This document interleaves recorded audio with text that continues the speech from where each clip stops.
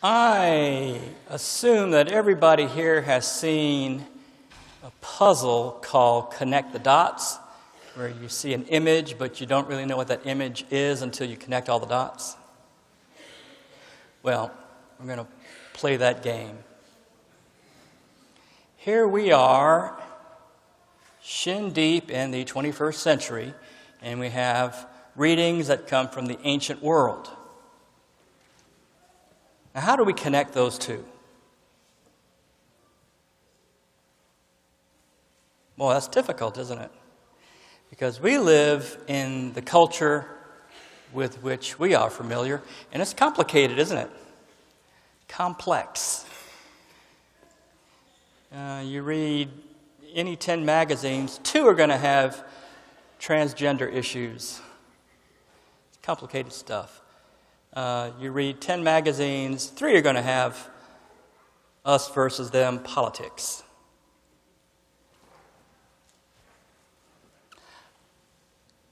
The ancient world had every bit as much complexity as our world has, except we don't know anything about it, do we? It's a mystery. The way those people lived, just a mystery. And so the readings come out of a mysterious place and a mysterious time. And if we simply just take those readings out of that context, drop it in our lap and read it, we probably scratch our heads and think, I don't really get this. I don't understand. What does it mean?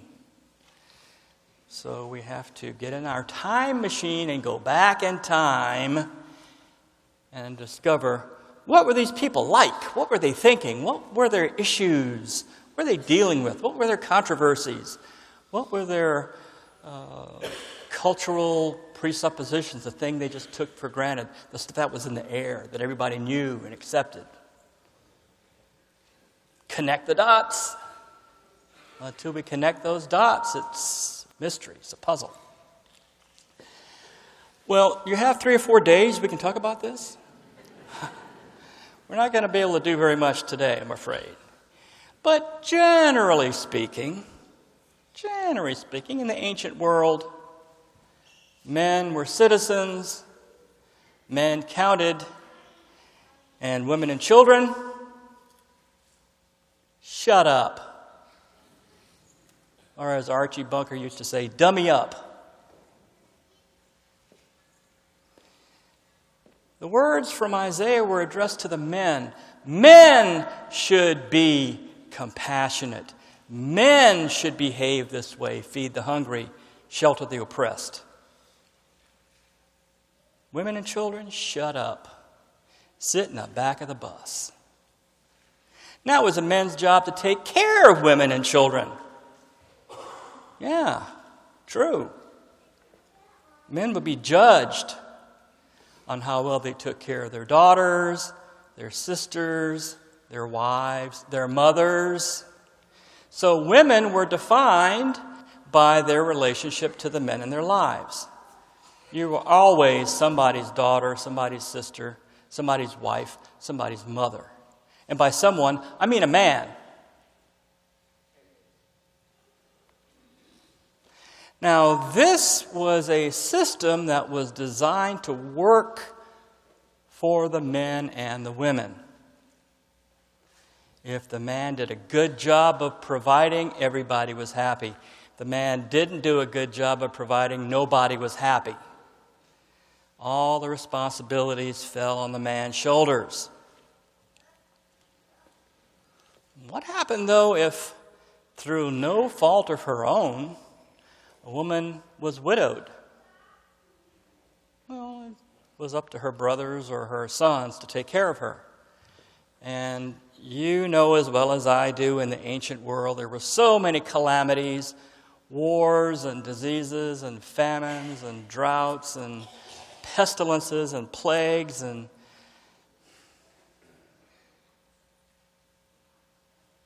a lot of times men died and there was no one to take care of widows and orphans. Now, the law, the system wasn't designed to take care of those people. Isaiah said, take care of your own.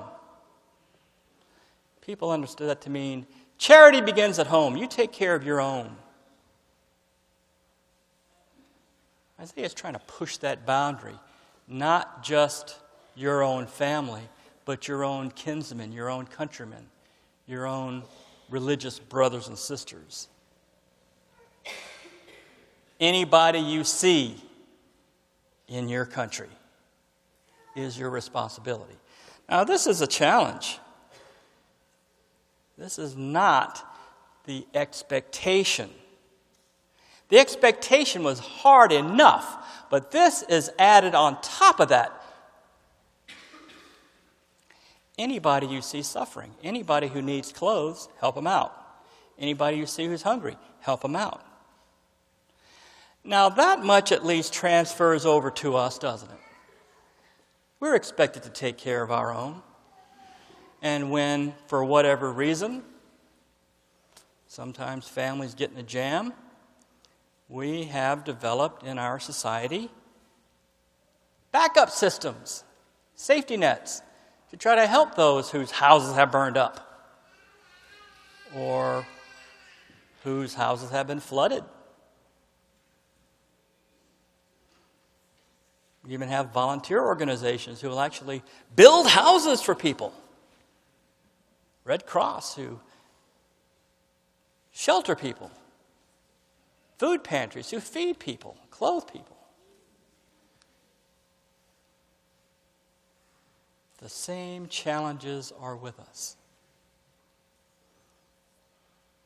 Now, thank goodness, our culture in the 21st century in the West has evolved past this women and children shut up. I don't know, I'm just looking. There at least, I'd say more than half of you people here are women and children. So the men, I think, are outnumbered. That's the way it goes. I think the choir leader's a woman, isn't she? She's the boss. I think the head of the ushers is a woman. She's the boss. I imagine if I went through the parish bulletin and looked at the department heads, I'd see a lot of women in charge. Now, is the parish secretary a woman? She's the ultimate authority. You have a question, you don't call the bishop. You don't call the pastor. Who do you call? The church secretary. She's the boss. She knows everything. So there's much more freedom and shared responsibility. That's a good thing. It's important for us to recognize that in these connect the dots scenarios, some things do connect.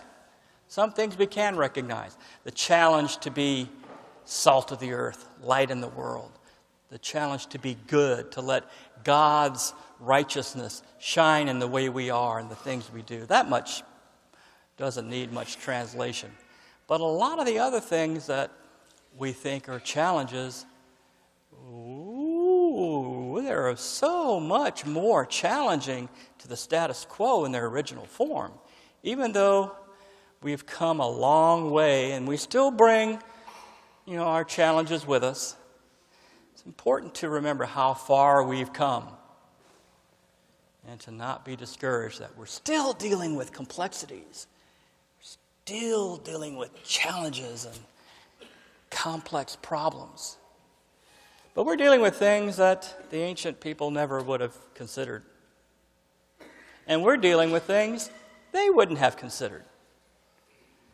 So these connect-the-dot puzzles are very helpful and very interesting and very challenging.